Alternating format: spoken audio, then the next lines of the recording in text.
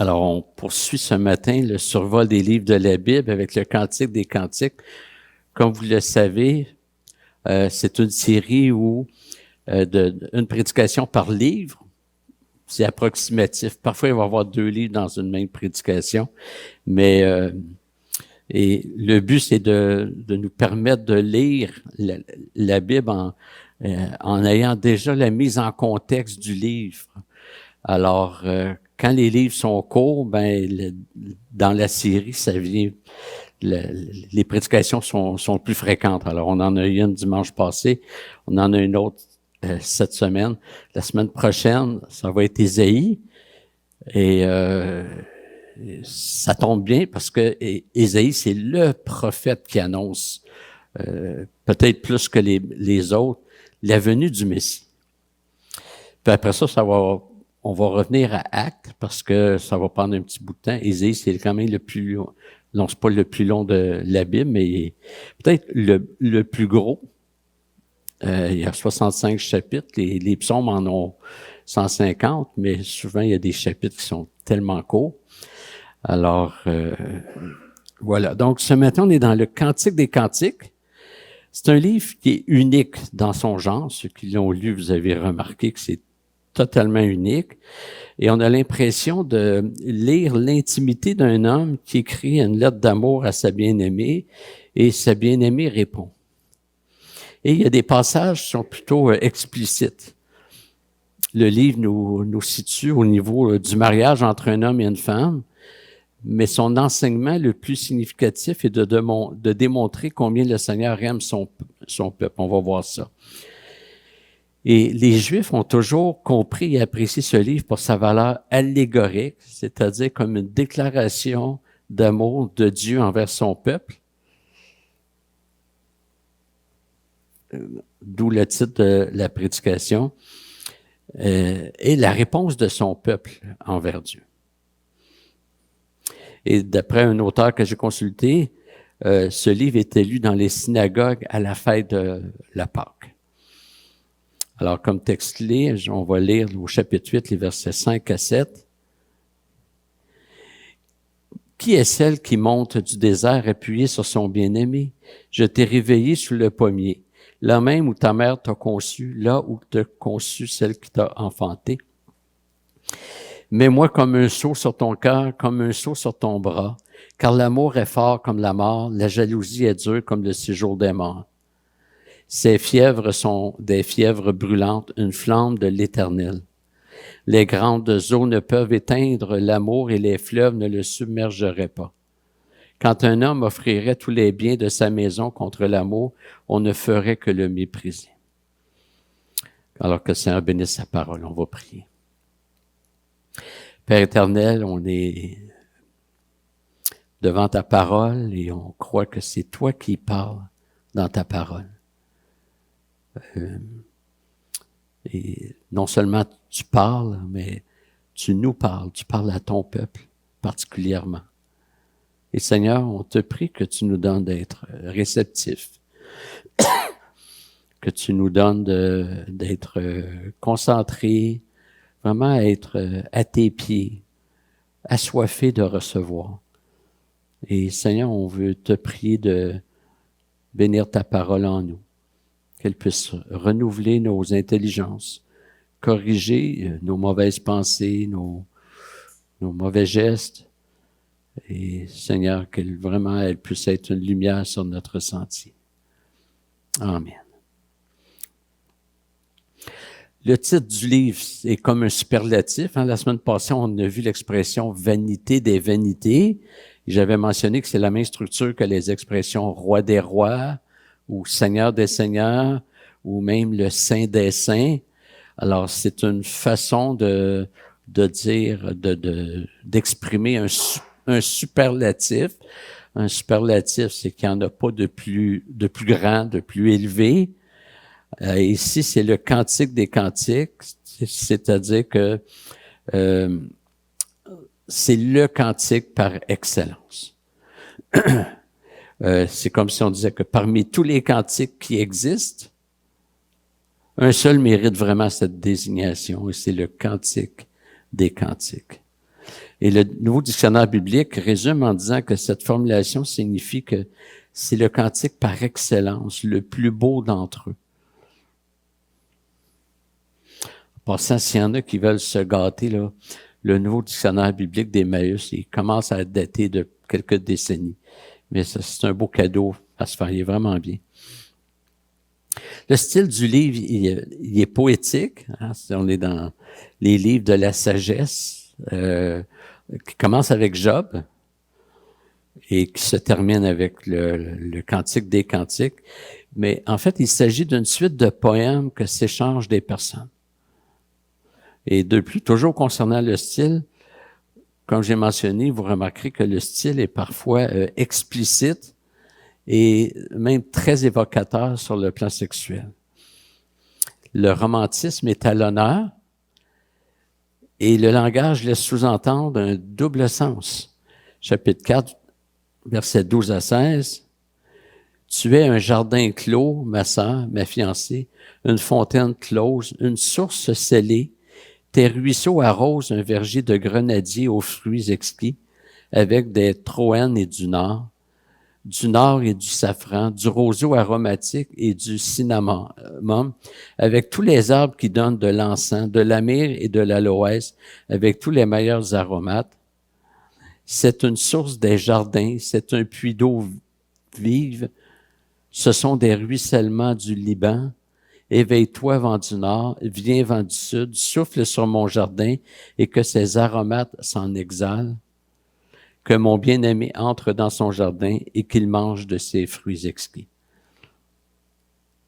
Alors, on comprend qu'ici, c'est vraiment un sens figuré et c'est très évocateur.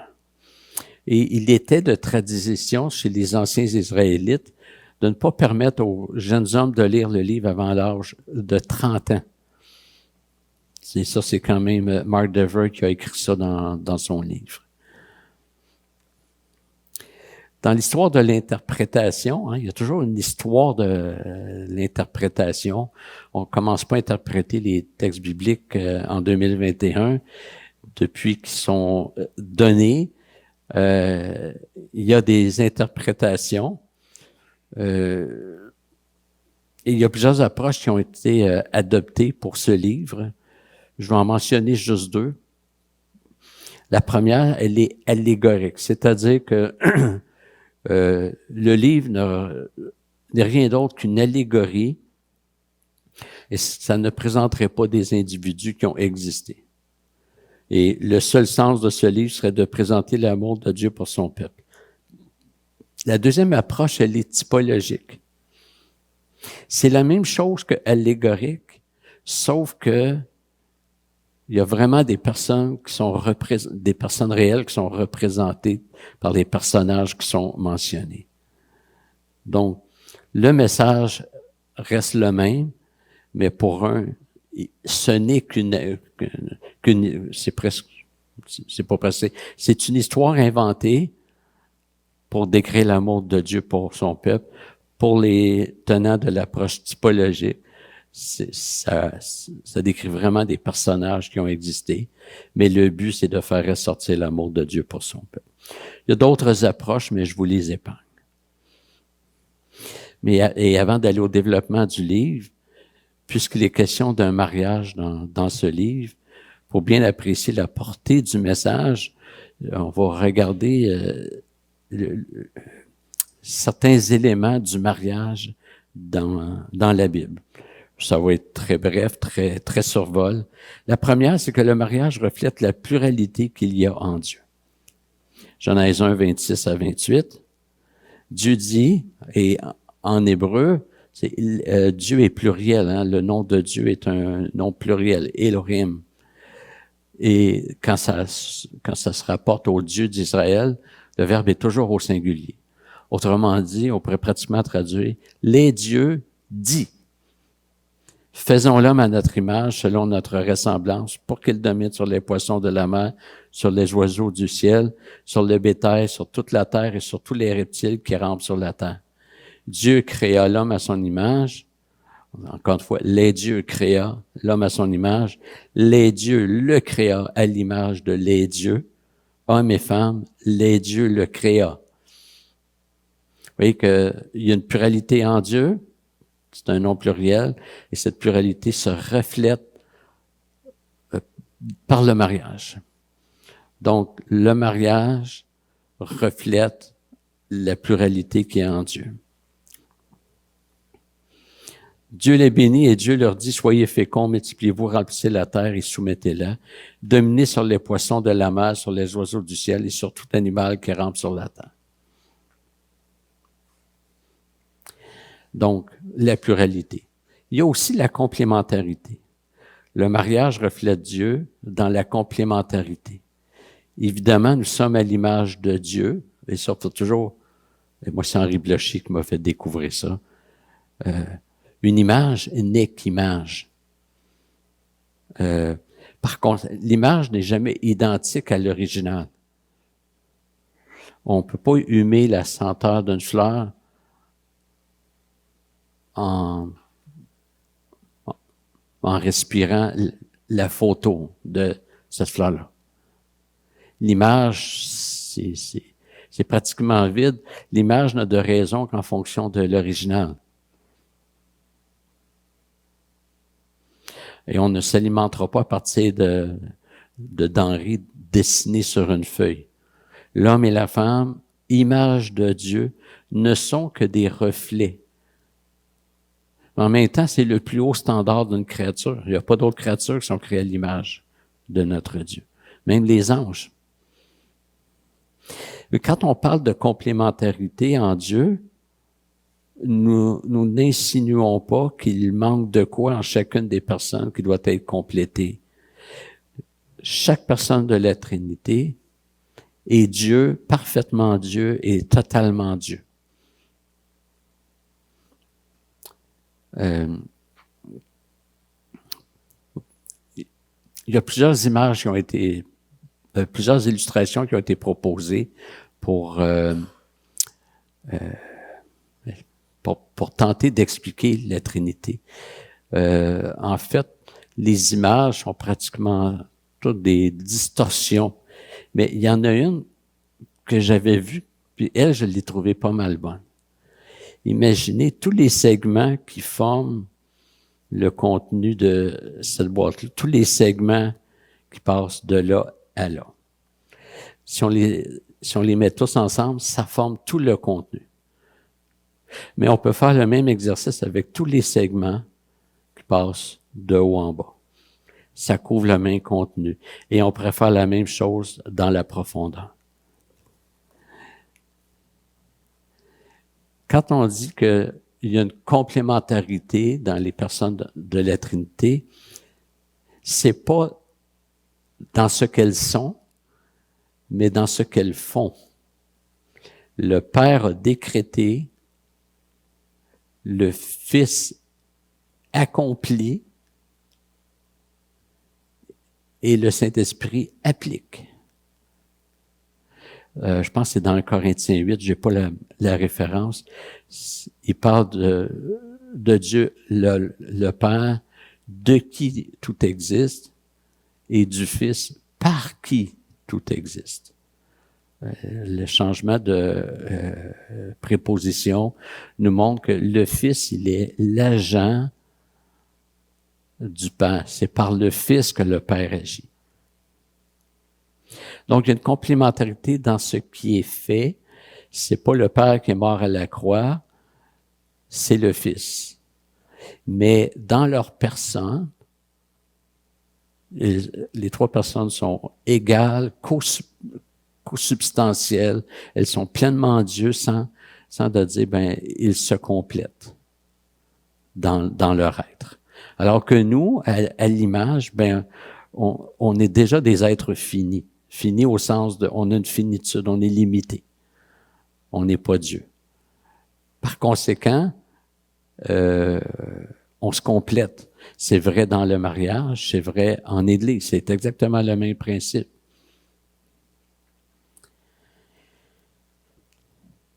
Mais là où le mariage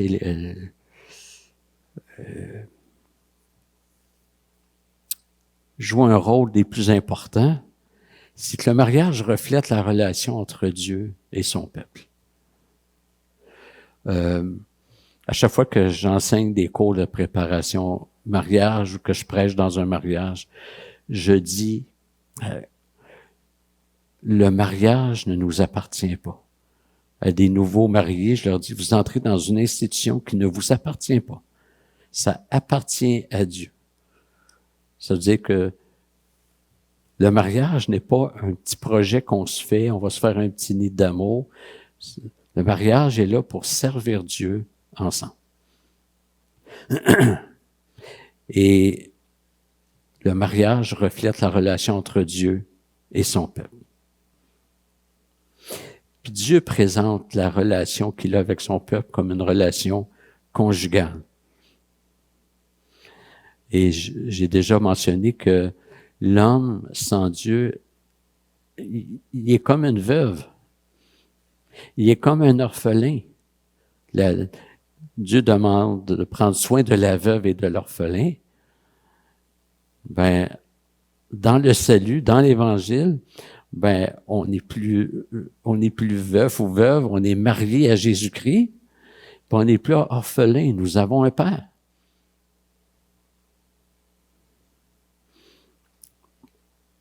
Et l'homme pécheur a besoin de quelqu'un qui lui donne une nouvelle identité, une sécurité, une maison. La veuve perdait pratiquement tout. Est-ce que c'est une main levée? OK. C'est bon. Je pensais que tu te calais, un taxi.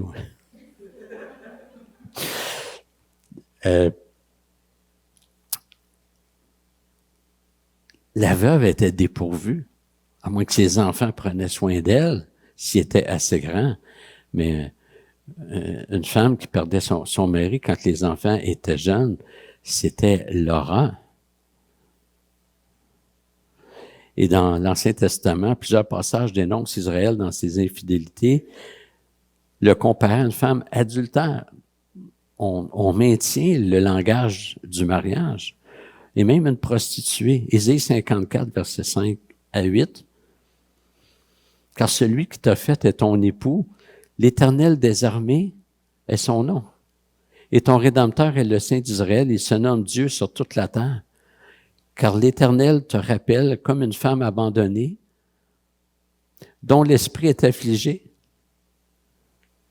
La compagne de jeunesse peut-elle être répudiée, dit ton Dieu? Un court instant, je t'avais abandonné, mais avec une grande compassion, je te recueillerai. Dans un débordement d'indignation, je t'avais un instant dérobé ma face, mais avec un amour éternel, j'aurai compassion de toi, dit ton Rédempteur d'Israël, l'Éternel. Jérémie 3:9. Par sa criante inconduite, Israël a souillé le pays et l'a commis adultère avec la pierre et le bois. On pourrait lire Ézéchiel 16 en entier, ainsi que le livre du prophète Osée. Et le Seigneur Jésus a aussi utilisé l'image du mariage en qualifiant les autorités juives de son temps d'adultère. Le fait de qualifier les pratiques païennes au sein de la nation juive d'adultère, de prostitution, nous montre que la relation entre Israël et Yahvé était comparée à un mariage. Et on pourrait même dire que c'est ça le vrai mariage. Ce qu'on vit entre humains, les mariages entre humains, c'est l'image. La réalité du mariage, c'est Dieu avec son peuple. Ça, c'est un mariage éternel qui n'aura pas de fin, alors que nos mariages vont connaître une fin. Et comme la notion de peuple a connu une éclosion par laquelle Israël est devenu l'Église, l'épouse est maintenant l'Église. On n'est pas dans la théologie du remplacement que l'Église remplace Israël. Moi, je pense que ce qu'il faut remplacer, c'est plutôt le langage ici, le vocabulaire. C'est pas que l'Église remplace Israël, c'est que l'Église, c'est l'éclosion d'Israël. C'est l'Église qui est le vrai Israël. Nous sommes le peuple du Dieu vivant. Nous sommes l'épouse. Et le texte qui développe le plus le fait que le mariage est l'emblème de la relation entre Dieu et son peuple, l'Église, c'est Éphésiens 5, 21 à 33. Soumettez-vous les uns aux autres dans la crainte de Christ. Ici, on l'a déjà vu, mais il y en a qui étaient pas là. Le verset n'enseigne pas une soumission mutuelle. C'est-à-dire que tout le monde doit être soumis à tout le monde. Le pronom, les uns les autres, en grec, c'est un seul pronom, n'insinue pas une réciprocité obligatoire. Dans l'Apocalypse, le même pronom est utilisé pour dire qu'ils s'entretuaient par l'épée les uns les autres. Celui qui s'était fait tuer par l'épée, c'était difficile de rendre la réciprocité. Donc, Paul va expliquer les structures sociales dans lesquelles la soumission doit être exercée. C'est pas exhaustif, mais et la preuve de ce que je vous dis, c'est que au verset suivant, le verbe « soumettez-vous » n'est pas répété dans le texte original. Alors, c'est « soumettez-vous les uns aux autres dans la crainte de Christ » et littéralement, c'est « vous, femmes, de même, chacune à votre mari comme au Seigneur. » Car le mari est le chef de la femme, comme Christ est le chef de l'Église. Vous voyez, la relation du mariage est emblématique de la relation entre Dieu et son peuple, qui est son corps et dont il est le sauveur. Comme l'Église se soumet au Christ, que les femmes se soumettent en tout chacune à son mari. Mari, aimez chacun votre femme, comme le Christ a aimé l'Église et s'est livré lui-même pour elle, afin de la sanctifier après l'avoir purifiée par l'eau et la parole, pour faire paraître devant lui cette Église glorieuse, sans tache, ni ride, ni rien de semblable, mais sainte et sans défaut. De même, les maris doivent aimer leur femme comme leur propre corps. Celui qui aime sa femme s'aime lui-même. Jamais personne, en effet, n'a haï sa propre chair, mais il la nourrit et en prend soin, comme le Christ le fait pour l'Église. Parce que nous sommes membres de son corps. C'est pourquoi l'homme quittera son père et sa mère pour s'attacher à sa femme, et les deux deviendront une seule chair. Ce mystère est grand, je dis cela par rapport à Christ et à l'Église. Du reste, que chacun de vous aime sa femme comme lui-même, et que la femme respecte son mari. Et l'Apocalypse se termine sur cette même image, disant que la Jérusalem céleste descend du ciel comme une épouse qui s'est préparée.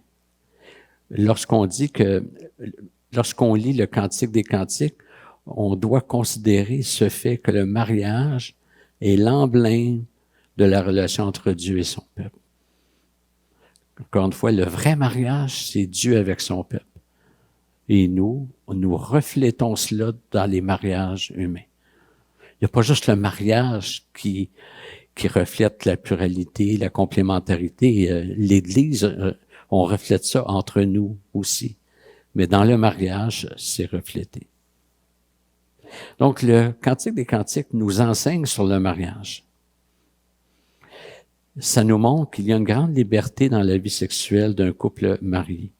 Contrairement à ce qu'on disait il y a plusieurs décennies, peut-être au pif, peut-être surtout avant les années 40-50, où on disait que la sexualité ne vise que la procréation. La Bible laisse une grande place au plaisir dans la sexualité. Même une place peut-être à la créativité. En fait, tout est permis dans le consentement des deux personnes, mais dans les limites suivantes. Tout doit se passer à l'intérieur du mariage. Ça implique que le couple ne doit jamais faire appel à un stimulant qui est à l'extérieur du mariage. Et tout doit demeurer entre le couple. Les deux doivent prendre plaisir l'un dans l'autre exclusivement. Autant notre relation à Dieu est une relation exclusive. On n'a pas d'autre Dieu. Autant l'homme et la femme sont dans une relation exclusive. Mais dans ces limites-là, tout est permis et le plaisir a toute sa place. Il y a eu un temps où la sexualité n'était que pour procréer. Aujourd'hui, on est tombé dans l'inverse. La sexualité n'est pour que le plaisir. Il n'y a même plus d'engagement pour plusieurs. C'est rendu vieux jeu de dire ben non, moi je suis marié. Et puis la procréation, c'est si ça nous tente, si on a le goût, si nos priorités en haut sont rencontrées peut-être éventuellement. On veut voyager avant, on veut avoir la grande maison, on veut ci, on veut ça. On arrive à 35-40 ans, puis on dit, ben, on commence à être un peu vieux pour en avoir là. Donc, on a renversé un petit peu là. Il faut revenir au but du mariage. Dans le livre des Cantiques, et là, il y a une difficulté d'interprétation. On voit deux personnages principaux, soit Salomon et la Sulamite. Et il semble qu'il y a un troisième personnage qui rentre enceinte à un moment donné, mais c'est pas tous les théologiens qui sont d'accord avec ça. Il y en a qui pensent que c'est encore Salomon qui est un peu comme s'il se présentait sous un nouveau jour. Mais ça change rien sur le message du livre. Alors, on va regarder Salomon, puis moi, je vous présente comme s'il y a un troisième personnage. Alors, Salomon, son nom est mentionné à 7 reprises dans le livre. C'est le roi Salomon avec tout ce que cela représente. Un homme riche, souverain sur la nation, puissant contre ses ennemis. Un homme qui a tout à offrir à une femme. Un homme qui a reçu de grandes promesses de Dieu. Un homme à qui est confié la construction du temple. Faut savoir que pour les gens sous l'Ancienne Alliance, le temple, c'était central. Toute leur identité était là. Un homme qui a reçu une sagesse qui surpasse tout ce que les autres hommes ont pu recevoir. Un homme qui peut offrir toutes les richesses terrestres qu'une femme peut désirer. Ensuite, il y a la Sulamite. Son nom est mentionné au chapitre 7, verset 1. Reviens, Sulamite. Reviens, afin que nous te contemplions. Qu'avez-vous à contempler la Sulamite comme une danse à deux troupes? Le nom Sulamite était la féminisation du nom Salomon en hébreu. Et on a une information précieuse la concernant au chapitre 1, versets 5 et 6. Je suis bronzée, mais je suis charmante. Fille de Jérusalem, comme les tentes de Kédar, comme les tentures de Salomon. Ne faites pas attention si je suis bronzée, c'est le soleil qui m'a bruni. Les fils de ma mère se sont emportés contre moi, ils m'ont faite gardienne des vignes. Mes vignes à moi, je ne l'ai pas gardée. Donc, sa peau foncée n'était pas due au fait qu'elle aurait eu des parents de race noire, mais plutôt à l'exposition prolongée au soleil. C'est une femme qui travaillait durement au grand soleil. Elle passe ses journées à prendre soin des vignes. Elle est marquée par ce travail. Sa peau est devenue donc foncée suite à de longues expositions au soleil brûlant. Et pourquoi elle est présentée comme appartenant à un rang élevé? Et pourtant, elle est présentée comme appartenant à un rang élevé. Chapitre 7, verset 2. Que tes pieds sont beaux dans tes sandales, fille de noble. Voilà pour la Sulamite. Quant à l'autre homme, comme je vous ai dit, c'est pas tous les théologiens qui le reconnaissent, mais il y a certains détails qu'on pourra pas voir en entier. Ça sera à vous apprécier ça si vous lisez le livre. Il y a certains détails qui, moi, m'amènent à penser qu'il y a vraiment un troisième personnage. Et je vous donne juste un exemple. Salomon veut séduire la Sulamite en lui promettant des bijoux. Chapitre 1, verset 11. Nous te ferons des bijoux d'or avec des points d'argent. Au chapitre 8, la Sulamite dénonce cette manière de faire. Chapitre 8, verset 7. Les grandes eaux ne peuvent éteindre l'amour et les fleuves ne le submergeraient pas. Quand un homme offrirait tous les biens de sa maison contre l'amour, on ne ferait que le mépriser. Donc, elle semble pas être en amour avec Salomon, elle semble plutôt mépriser cette approche-là. Le livre se divise en 3 sections. Et comme la lecture de ce livre n'est pas évidente, on va traverser en diagonale le livre afin d'apprécier les sections. La première section va du début du livre jusqu'au verset 5 du chapitre 3. La Sulamite a été choisie pour être dans le harem de Salomon. À l'époque, les rois prenaient les plus belles femmes pour en faire leur harem.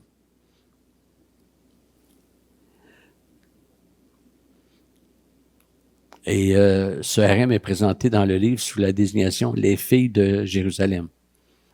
Ensuite, on assiste jusqu'au chapitre 2, verset 7, à des échanges entre Salomon et la Sulamite. Salomon fait l'éloge de la beauté de la Sulamite et lui offre des bijoux, ce qu'on a lu. Et jusqu'au verset 17 du chapitre 2, la Sulamite répond en parlant de son bien-aimé. Et rien ne dit que la Sulamite parle de Salomon quand elle parle de son bien-aimé. Et ensuite, la Sulamite s'adresse aux filles du harem. Ça, c'est la première section. La deuxième section, c'est la plus longue. Elle va du verset 6 du chapitre 3 jusqu'au verset 4 du chapitre 8. Et la fin du chapitre 3 nous montre Salomon qui va être admiré par tous. Et avec lui, les meilleurs soldats, un trône portatif fait en bois du Liban, signe de richesse. Le verset 10 précise, il en a fait des colonnes en argent, le support en or, le siège de pourpre, l'intérieur a été brodé avec amour par les filles de Jérusalem. Puis le verset 11 confirme l'intention, sortez filles de Sion. Dans la Bible, on voit souvent l'expression fille de Sion, mais fille est au singulier. Ça représente le peuple juif. Mais ici, fille est au pluriel. C'est simplement le harem. Contemplez le roi Salomon avec la couronne dont sa mère l'a couronné le jour de ses noces, le jour de la joie de son cœur. Donc, le roi Salomon cherche à séduire par son prestige. Il renchérit ses compliments pour la Sulamite dans tout le chapitre 4 et le premier verset du chapitre 5.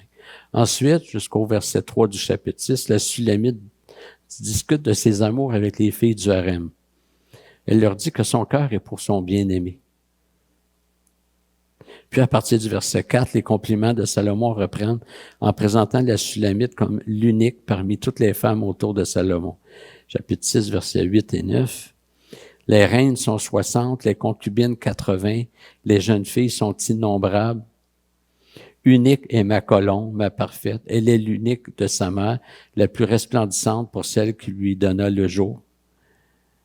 Les jeunes filles la voient et la disent heureuse. Les reines et les concubines aussi, et elles la louent.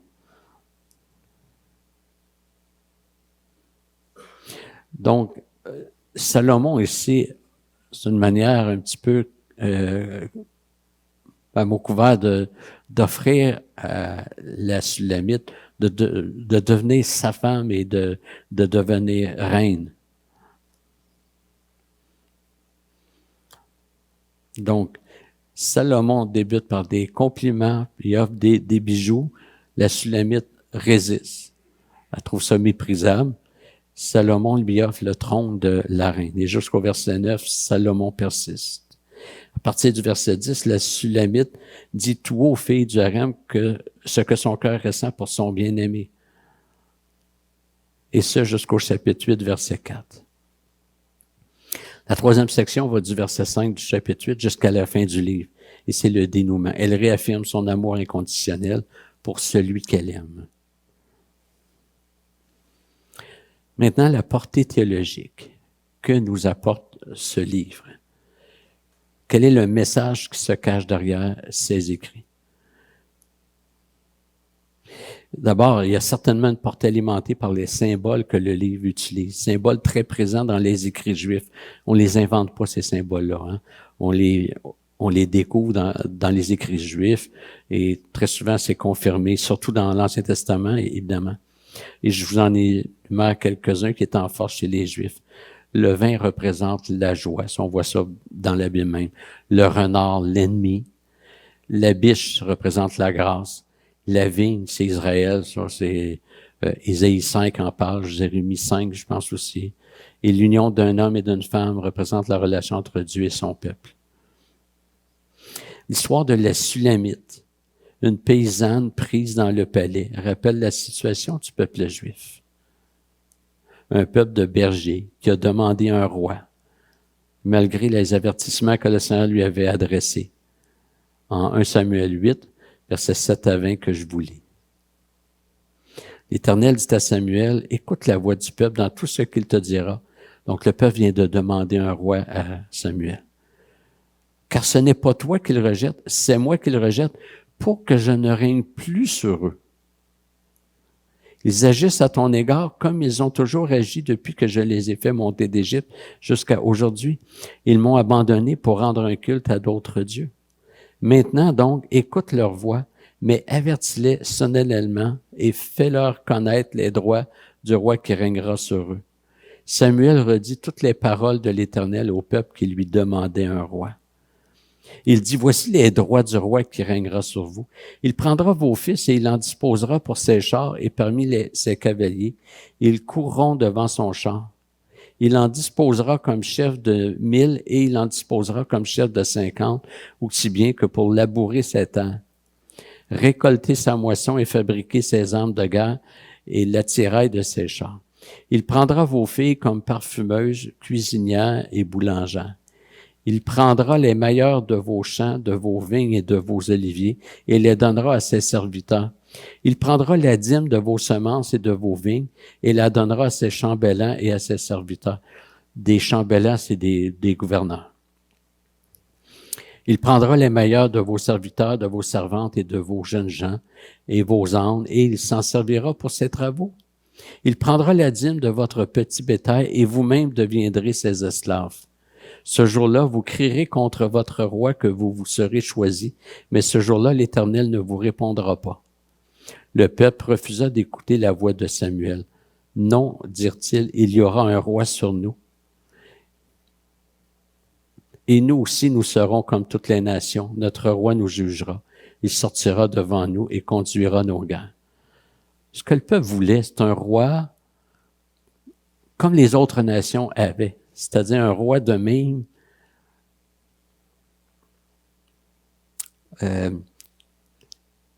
approche.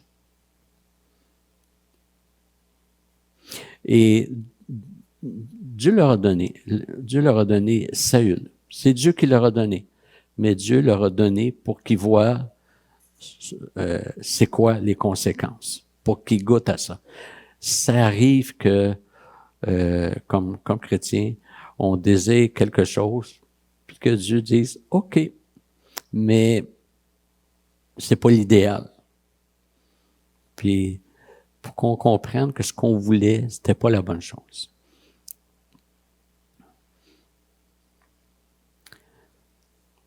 Donc,